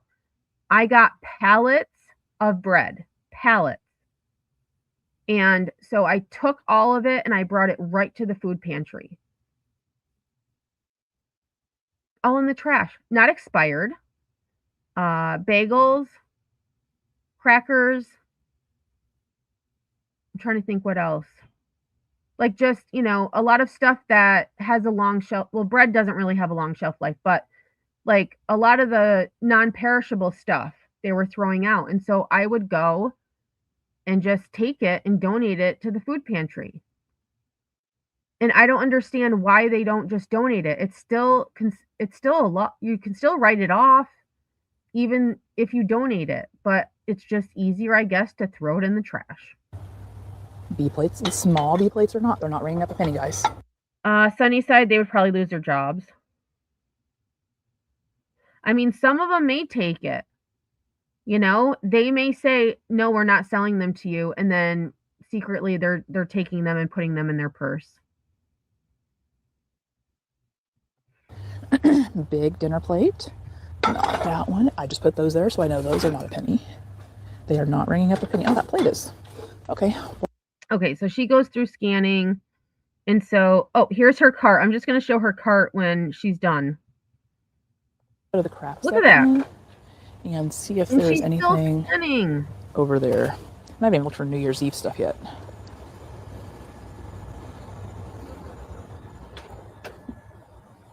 And so she actually, I think she has, I know a lot of creators now are using meta glasses to record what they're doing, and then they use their phone to scan. I'm like, that's a really good idea. But I'm not going to pay that much for meta glasses, so there's that. All right, so let's see. Where does she go next? I think she goes to the craft section next. Let's see. Yep, so here she is. She's going to the craft section, school section. I do want to look for. And there were some of these roller ball pins, multi-roller ball pins. This is retractable pen. Pencils. Let me look for the pencils first. One thing at a time, Andrea. One thing at a time. Oh, there's those infinity ones. There's the infinity ones. I do not see any of the pencils. Okay. So it's like a packaging like this, but it says roller ball at the top. I mean, I'll go ahead and give this one a scan, but I don't think it is. Okay. All right. I'm done at the store. This is going to be a quick one. Oh, she's done. Okay. So I thought she had gotten more stuff. On the list. I know. No, you had the right ones pulled. But yeah. So, I mean. It's just they weren't. I mean, look at that. There's like what? Let's see. Like 2, 4, 6, 8, 10, 12, 14, 16, 18, 19. So 19 at like, I think those were like $2 or $3. It's a lot of money. That flavor should go on the bottom. I just mixed them up. If you have one, that'd be great. So there you have it. There you have it. And I think before we go, I'll just show, because some of you may not have seen my community post, I'll show you what I got on Tuesday when I went. I went to a couple of stores.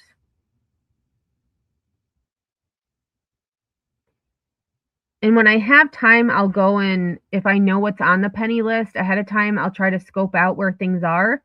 But I don't really have time to do that. So I kind of just go and hope I find something. Let's see. Here we go. Share this instead. Oh, here it is. Open image in new tab. Oh, this picture came out blurry. What the heck? I just noticed. Look how blurry that is. Well, that's a bummer. So these were the bowls that I'm keeping. They're ceramic, and so it's green on the outside, and then there's like the bottom is like a clay color. These gift bags were at the one store where the guy goes, I was waiting for someone to come get these. So all these gift bags, which they're all being donated. The bowls I'm keeping and the notebooks I'm keeping. I'm bringing those to school. And then the basic art class, I'm going to give to the art teacher at school to see if, if kids need something to do or, if they finish their work early. These were 2 kids' face masks, so those are being donated. Wiggly eyes or googly eyes, those were a penny. The alphabet stamps I'm actually going to keep because I can actually use those at school, so I'm keeping those. The highlighters are already being used at school. What are these? Oh, these were like they're like the little condiment containers that you get. That's what those were. So those are being donated. Like burlap ribbon donated. And then there was 2 just plain white plates donated. Yeah. So I think I spent, well, let's see, 1, 2, 3, 4, 12, 14, 16, 18, 20, 22. And I think there were 14 bags. So yeah, I spent 36 cents on all that. 36 cents plus tax. So I spent less than 50 cents for all of that. Oh, it does look clear to you? Okay, for me it looks blurry. So let's see. And I know I had that was Dollar Tree. Do I have a couple of pictures from Dollar Tree? Oh yeah, Dollar Tree. So Dollar Tree, like I said, I'll show these 2. Dollar Tree was a lot more difficult for me because it was just, they just have way too much stuff in that store. Like it's too much. So this poison ivy spray, I didn't even know was a penny. I just said, you know what? Let me just scan this because it was in a weird spot. It was in with like the beauty stuff, like, like skin products. I'm like, usually this would be like with other stuff. So I scanned it. They were pennies. There was 2 more that were there, but they were expired. So I left them there. I wasn't going to take expired stuff. And then these 3 little envelope or like folder things, those already went to school. The eye mask I'm keeping because those always come in handy. And then the erasers are already being used at school. And then this nail stamp plate, I think my sister took. So that was a small.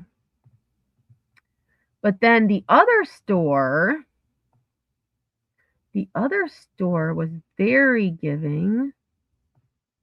Oops, dang it. I closed the wrong window. This Dollar Tree was actually much more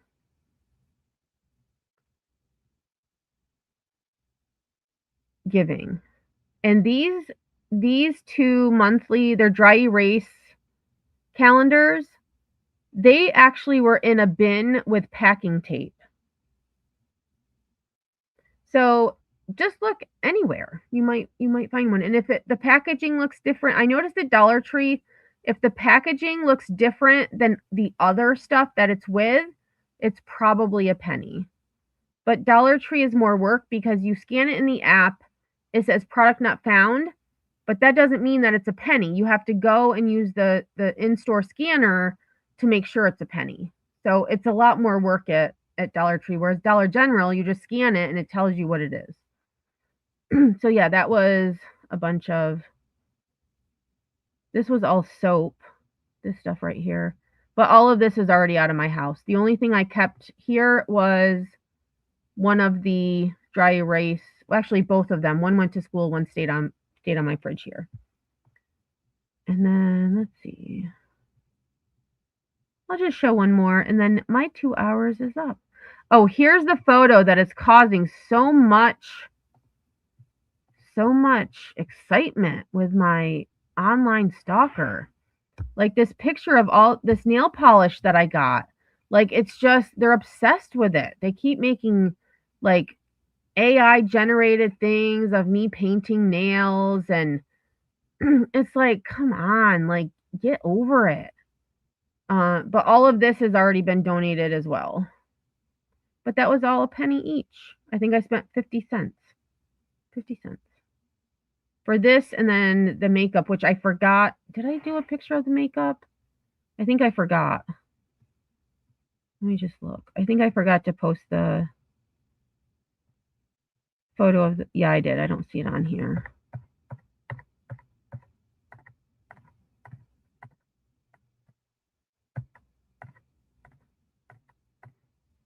Bummer. What? I thought I did. Okay, well. Because there was a lot of makeup that I got. I guess I forgot to share it. It would be so much easier if they would just make a penny bin. Well, yeah. Well, they have I guess they have like at Dollar Tree, they had like 25-cent bins. I don't know. But that's what I've seen on videos. They had like a bunch of bins that things were 25 cents, and then they pennied out at some point, and managers were supposed to pull them off the shelves and either donate them or throw them out. So Dollar Tree actually does allow their employees to donate anything that is no longer in inventory, so to speak. So they can donate it or throw it out. Most, well, at least the Dollar Trees by me, they just throw it in the trash. They throw it in the trash. So that is all I've got. This was a good live. I actually like talking about, like I said, I could talk about penny shopping all the time, but I also, the fact that all of us are, well, most of us, I would say maybe 70% of us are being affected by this wild storm, Winter Storm Fern. I didn't know he had a name until today. Winter Storm Fern is wreaking havoc across this country. So if you are in the ice zone, the ice snow zone, the snow zone, stay safe. Be sure to, have all things that you might need. Have a plan in case you do lose power or, something happens, God forbid. Have a plan. I will not be live tomorrow because I have plans, but I am hoping to come live on Saturday late afternoon. I feel like I get more of you when I go live at 6:30 as opposed to 4:30, and I want more people to be able to engage live. So I think I'm going to change my time to 6:30. And it kind of works out because, when I get home from work, I can kind of just sit around and get stuff done. And then, from 6:30 to 8:30, hang out with y'all. And then it's time to get ready for work the next day. So, yes, stay safe, everyone. Thank you so much for being here. I do appreciate you. If you haven't hit that like button, please do so on your way out. If you are watching this on the replay, #replay, leave a comment below. And until next time, y'all, I will see you on the flip side.